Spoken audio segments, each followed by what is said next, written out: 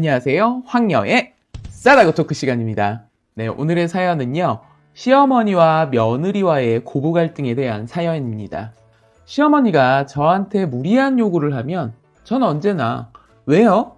라고 맞받아쳤습니다. 신혼 초에 매주 일요일은 시댁에 와서 아침을 먹으라는 말에 어이가 없었지만 시집 온 지 딸랑 2주 된 새댁이어서 우선은 입 다물고 있었습니다. 저 고작 28살이었습니다. 그렇게 3주를 갔습니다. 그냥 가서 아침만 먹으면 되는 줄 알았는데 아침 8시쯤 맞춰가니 재료만 있고 저보고 밥을 하라더군요. 밥조차 안쳐있지 않았습니다. 먹고 싶은 건 정해져 있고 재료가 있으니 만들어내라는 식입니다. 그냥 김치랑 밥이랑 계란 풀어 국이나 내놓고 싶어도 이미 메뉴가 정해져 있었습니다. 그동안은 남편 새끼한테 왜 이걸 해야 하는지 모르겠다고 하면 그래도 처음에 몇 번 해주다가 아닌 것 같다고 해야 한다. 어른들한테 처음부터 무조건 싫다고 하면 해보지도 않고 그냥 반항하는 걸로 밖에 안 보인다. 그러니 엄마랑 쓸데없는 기싸움 하지 말고 한 반년만 하고 그때 가서 지금까지 잘 했으니 횟수를 줄이자거나 없애자거나 하면 할 말이 생기지 않겠느냐라고요. 근데 3주에 보니 개소리더라고요. 못하겠더라고요. 그래서 4주째 되는 날 아침에 가서 이거 왜 해야 하는지 모르겠다고 했습니다. 제가 가정주부도 아니고 맞벌이인데 소중한 주말에 내가 늦잠도 못 자고 평일에는 일하느라 바빠서 미뤄뒀던 집안일도 못하고 이렇게 고생을 할 이유를 모르겠다라고요. 생일이나 집에 경조사가 있으면 찾아뵙거나 다 그런 건 당연한 거지만 도대체 이거 왜 하는 거냐고요. 그랬더니 요리를 가르치고 살림을 가르치기 위함이라고 하더라고요. 저 일본 유학 시절부터 지금까지 혼자 산 지 8년이 넘어서 웬만한 살림이며 요리 다 하고 그리고 살림을 왜 내 집 말고 다른 데서 배우는지 모르겠다.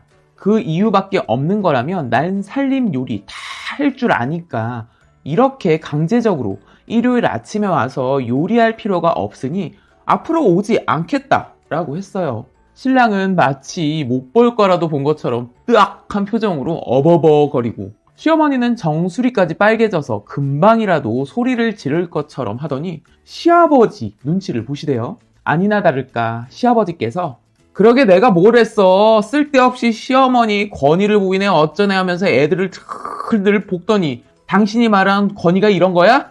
이 한심한 여편네야 라고 소리를 지르시더라고요. 난 분명 난 하지 말라고 했다. 그런데 너네 시어머니가 알지도 못하면 가만히 있으라며 며느리 초장에 안 잡으면 나중에 이빨 다 빠져 죽밖에 못 먹을 때도 죽도 못 얻어먹는다며 하도 시끄럽게 굴길래 냅둬봤다. 너 말 잘했다. 집에 가라. 그리고 내가 부를 때까지 오지 말아라. 오고 싶으면 며칠 전에 연락해서 약속 잡고 와라. 나도 내 집에 주말 아침부터 며느리던 아들놈이던 들이닥치는 거 귀찮다. 라고 말하셔서 아주 기쁜 마음으로 쫓겨났습니다.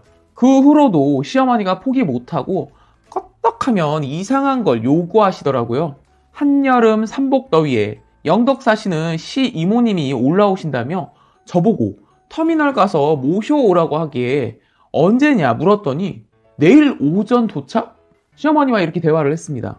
저 회사 가야 되는데요? 휴가 내면 되잖아. 이미 퇴근해서 집인데 휴가를 어떻게 내요? 아니 내일 못 간다고 회사에 전화하면 되잖아. 그래서 제가 왜요? 라고 했습니다.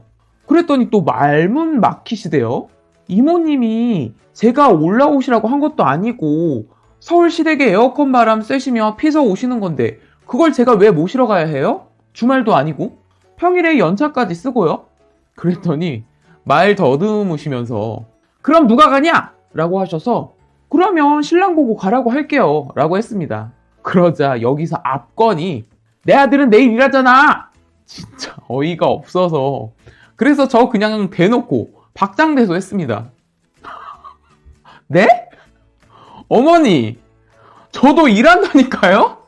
그랬더니 온갖 짜증을 다 부리면서 전화 끊으시대요. 진짜 내 일도 일인데 아니라고 생각하시는 걸까요? 그 후로도 여러 가지 일들이 있었는데요. 생신도 아니고 아무 날도 아니고 용돈도 달마다 50씩 드리는데 갑자기 여름에 세일한다면서 모피를 사달라고 하시기에 제가 왜요? 또 신랑이랑 제 휴가를 시삼촌네 파주댁에서 보내자며 날짜를 맞추라고 하시길래 제가 왜요?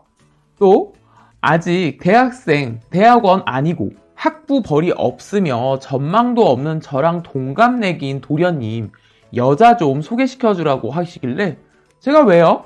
친정엄마 브랜드 옷가게 매장 하시는데 한번 구경 가고 싶다 하셔서 모시고 갔더니 너무나도 당연하게 옷 얻어가시면서 고맙단 말을 아들 잘 키웠더니 이런 것도 얻어입네 라고 하셨습니다.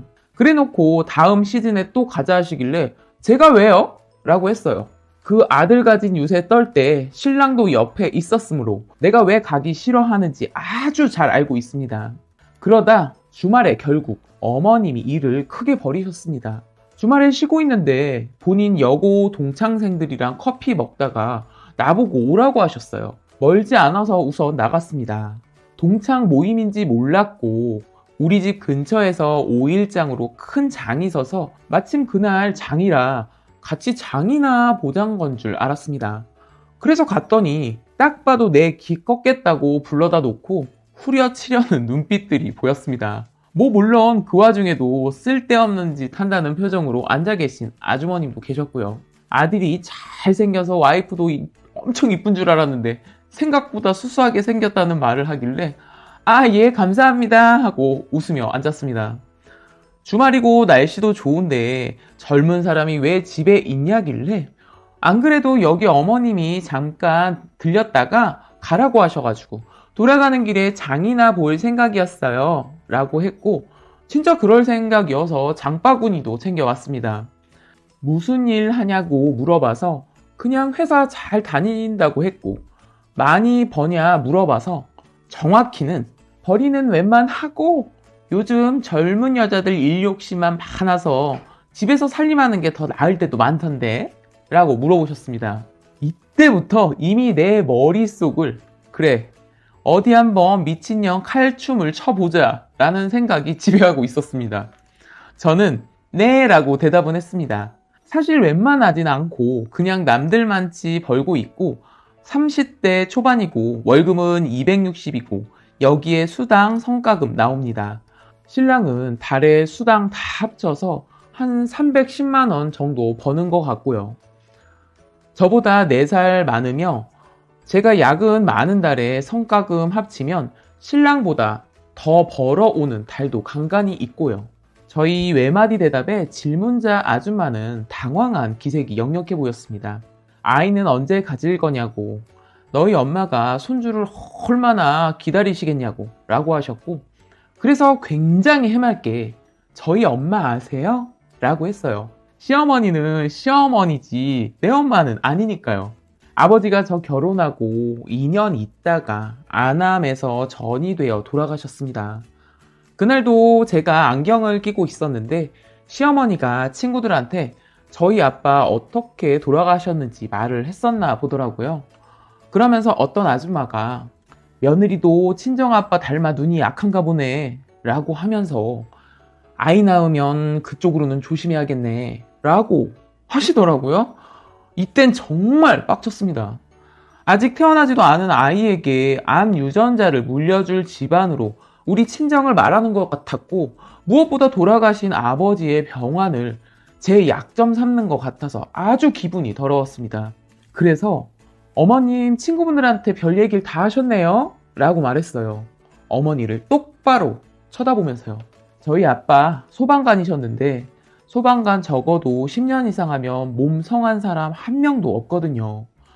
기관지는 골초보다 더 엉망이고 그게 아니면 뼈에 철심 하나씩은 다 박혀있고 그런 거 다 훈장으로 생각하시고 오늘도 살았음에 늘 감사하는 아버지셨습니다.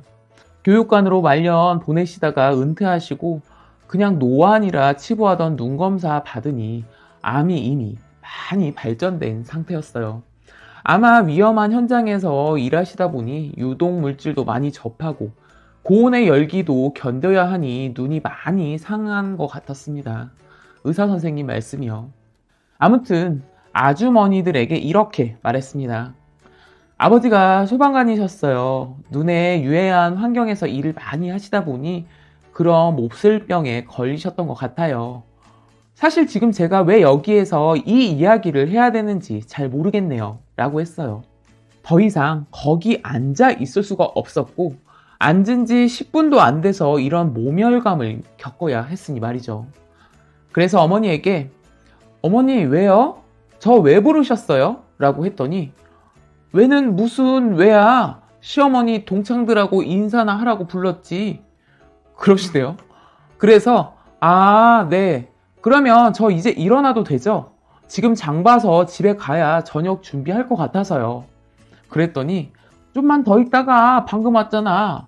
그래서 제가 불편해요. 라고 했어요. 이미 뚜껑이 열리기 직전이었으니까요. 그러자 아까 애 타령하던 아줌마가 어른들 앞에서 그렇게 불편한 티 내는 거 아니야. 라고 하시대요. 그래서 제가 왜요? 라고 했더니 어이없다는 듯 허허 거리셨어요. 불편하게 만들 말만 하시면서 불편한 티 내지 말라고 하시는 게 이해가 안 된다고 말했습니다. 아마 어머님 말씀만 들으셔서 저를 세상 가장 싸가지 없는 며느리라고 알고 계셨을 테니까요. 단체로 한번 혼내보시겠다고 부르신 것도 있을 거고 진짜 싸가지 없는 건지 확인해 보시려고 부르신 것도 있을 것 같다고요. 결론부터 말씀드리면 제가 이어 이렇게 말했습니다. 저를 혼내시려고 부르셨다면 실패하셨고 싸가지 없는 건지 확인하시려고 부르셨다면 성공하신 것 같으세요. 라고 말한 후 일어났습니다.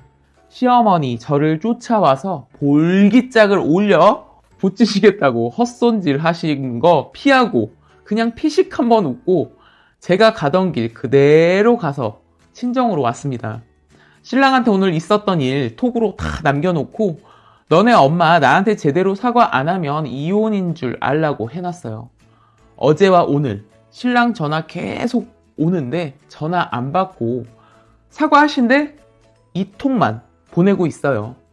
전화 오면 끊고 사과하신대 톡도 오면 내용 다 상관없이 사과하신대 아직 시집 안 간 제 동생은 저 왜 친정 왔는지 알고요. 엄마한테는 그냥 오고 싶어 왔다고 하는데 이틀이나 있었더니 더 이상 아무 말 안 하기도 힘드네요. 맨몸으로 와서 동생 옷 빌려 입고 출근까지 하고 있는데 엄마도 뭔가 눈치채신 듯 하나 제가 말할 때까지 기다려 주시는 듯 합니다. 저 정말 진짜 사과 받고 싶어요. 신랑도 그동안 지 엄마 가짜는 소리 할 때마다 화도 내고 안 보고 산다고 협박도 하고 했어요. 그러면 잠시 잠잠하다가 저한테 따로 전화해서 저런 일 벌이는 게 벌써 3년째입니다. 신랑은 이혼만은 안 된다. 엄마를 너한테 사과시키겠다. 그래도 전화는 받아달라 하고 있는데 사과 받고 정말 시댁하고 인연 끊고 싶습니다. 무작정 기다리는 것만이 방법일까요? 라고 사연 올려주셨습니다. 오늘의 사연 여기까지였고요. 여러분들의 생각이나 느낀 점이 있다면 댓글로 표현해 보시기 바랍니다.